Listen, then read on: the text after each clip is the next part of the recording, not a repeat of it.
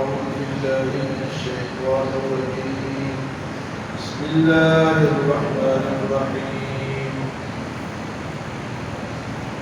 مثل الجنة التي وعد المتقون فيها أنهار من ماء غير آسن وأنهار من لبن لم يتغير طعمه وأنهار من خمر لذة للشاربين وأنهار من عسل مصفى ولهم فيها من كل الثمرات مغفرة من ربهم وخالد في النار وسقوا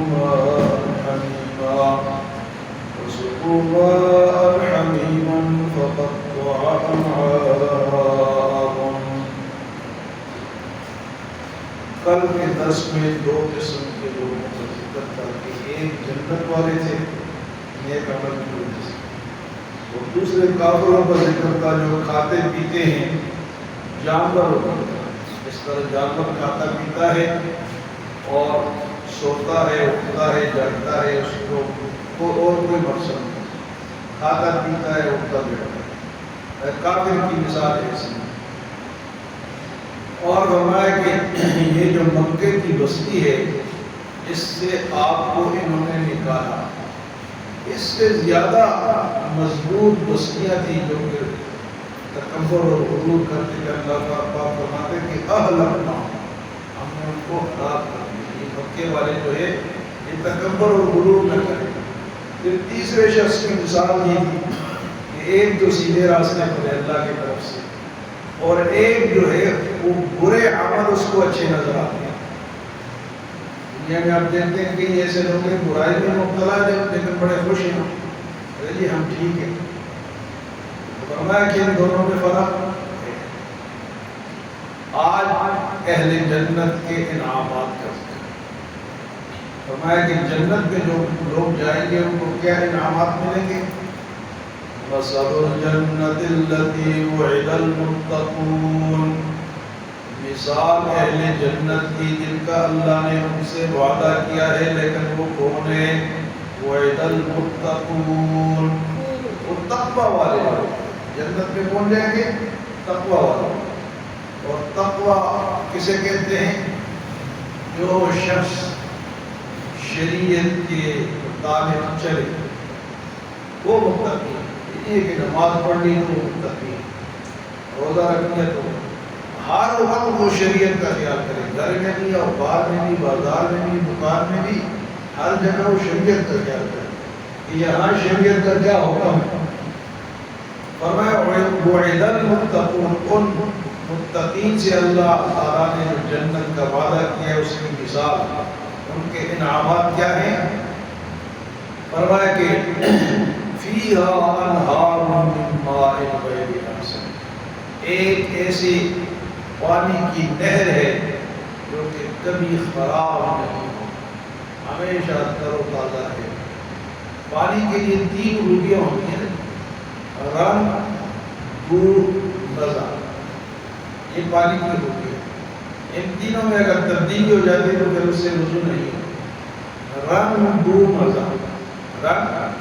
رنگ بھی ٹھیک ہو، پانی والا ہو، یہ نہ ہو کہ نالی کا پانی نظر آ جاتا ہے نا، گندا پانی ہوتا ہے تو رنگ بھی حرام ہے. پھر اس کی بو چیک کریں گے کہ بدبو تو نہیں آ رہی.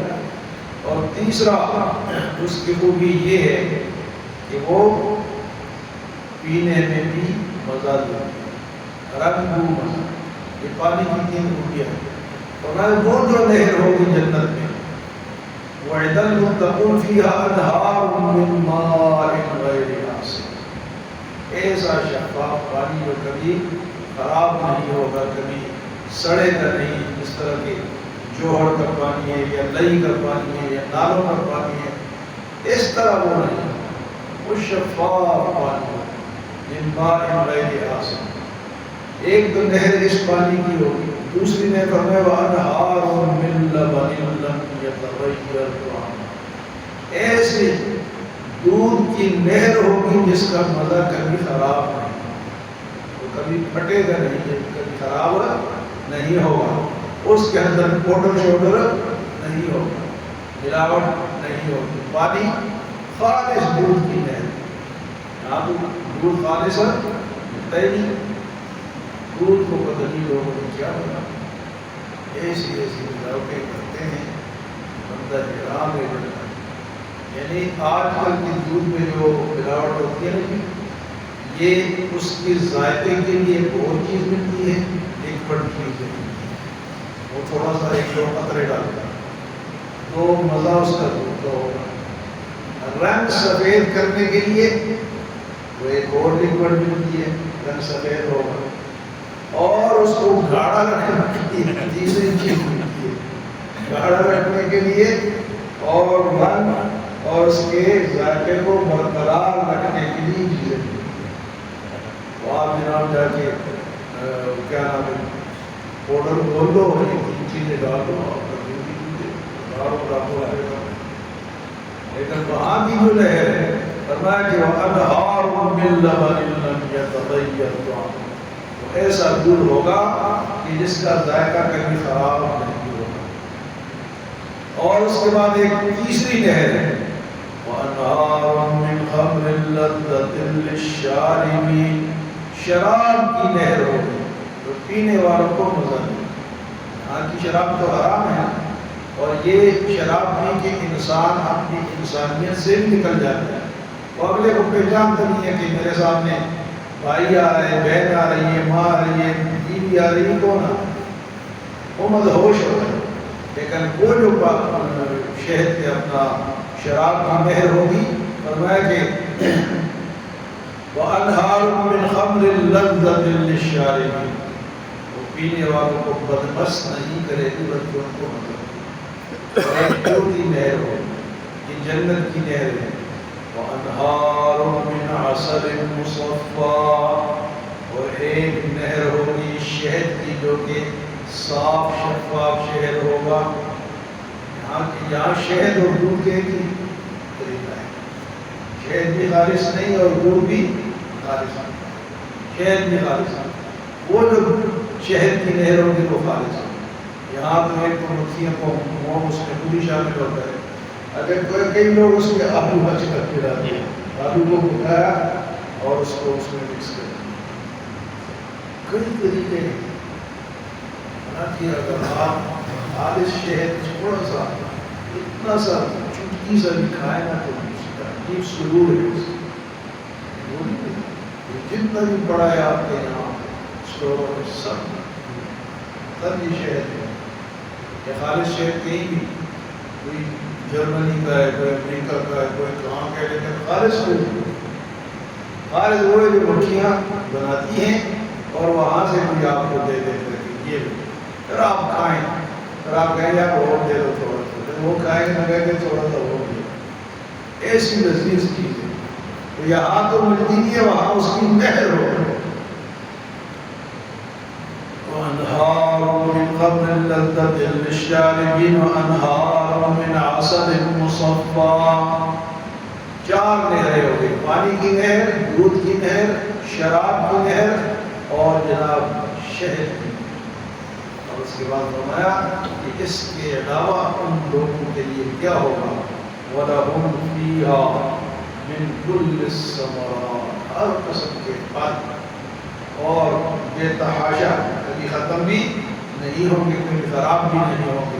جو پھل آپ کو کھانے کا دل کرتا ہے وہ ٹہنی آپ کے قریب آ جائے گی، ٹہنی جھک جائے گی، آپ کھا لیں گے، وہاں اللہ ایک اور رکھتا ہے۔ فرمایا وَلَهُمْ فِيهَا مِن كُلِّ الثَّمَرَاتِ، ہر قسم کا پھل آپ کو ملے گا اور بغیر کسی پیسوں کے ملے گا، لیکن اس کے لیے محنت کہاں ہے؟ اس دنیا میں۔ اس کے بعد فرمائے وَمَغْفِرَةٌ مِّن رَّبِّهِمْ، شہد کی نہر، دودھ کی نہر، شراب کی نہر اور پانی کی نہر کے بعد فرمایا کہ پھل اور پھر اللہ کی طرف سے بخشش، جاؤ مزے کرو، تمہیں معاف کر دیا۔ وَلَهُمْ فِيهَا مِن كُلِّ الثَّمَرَاتِ وَمَغْفِرَةٌ مِّن رَّبِّهِمْ، اور رب کی طرف سے بخشش، معافی۔ کن لوگوں کو یہ چیزیں ملیں گی جو اس دنیا میں اس کے لیے محنت کرتے ہیں۔ اور اس کے مقابلے میں ایک اور شخص کا ذکر ہے، کمن هو خالد فی النار وسقوا ماء حمیما، کیا ایک وہ شخص ہے، کیا وہ جنت والوں کی طرح ہو سکتا ہے، کمن هو خالد فی النار، جو ہمیشہ آگ میں، ہمیشہ کمن هو خالد فی النار، اور جب آگ میں ہوگا پیاس تو لگے گی، جب پیاس لگے گی پھر کیا ہوگا، وَسُقُوا مَاءً حَمِيمًا، کھولتا ہوا پانی اس کو پلایا جائے گا، اس سے کیا ہوگا، فَقَطَّعَ أَمْعَاءَهُمْ، اس کی آنتیں اس پانی پینے کی وجہ سے کٹ کے نیچے گر گئی، فَقَطَّعَ أَمْعَاءَهُمْ، اگر یہ کٹ کے گر گئی پھر کیا ہوگا، ختم نہیں، اللہ دوبارہ بنا۔ قرآن میں سورۃ النساء میں ہے کلما نضجت جلودہم بدلناہم جلودا غیرہا ليذوقوا العذاب، چمڑا جب جلے گا جسم کا، ایک چمڑا تو ختم ہو جائے گا، اللہ دوسرا پہنا دیں گے، پھر جلے گا، پھر اللہ ایک اور پہنائے گا، پھر جلے گا، وہ ایسا عذاب ہے کہ وہ ختم، کمن ہوا خالد فی النار، خالد ہمیشہ کا وہ عذاب ہے۔